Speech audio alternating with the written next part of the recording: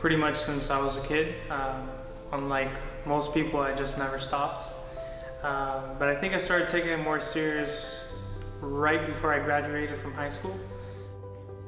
I think it was that time where you kind of have to decide where you're gonna go from here. So I didn't have a plan, so I had to make the decision, you know, what am I gonna do now? What do I love doing? So painting was a pretty easy answer. I use primarily oil paint. I find that as an immigrant, this medium makes me feel like I belong to a tradition, which is something I long for in the work. At the same time, I'm also looking for new ways to innovate subject matter.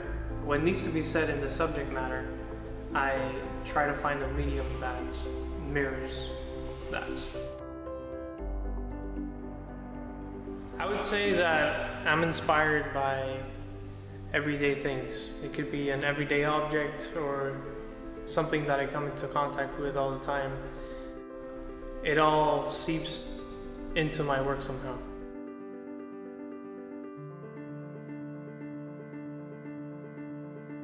I use perspective as a compositional and narrative tool. I'm not so concerned about creating a believable perspective as I am in creating an interesting composition that also tells a narrative.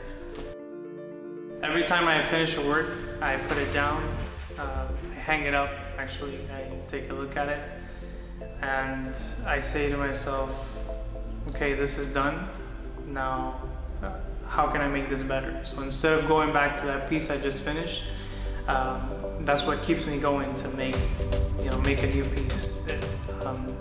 It's a recycling process of finishing one and starting a new one. I think sharing the work is an essential part of why I make it, especially with the last couple series I've been making that are based on Miami. I think sharing it with the city where the inspiration for the work came from, it's its ultimate purpose.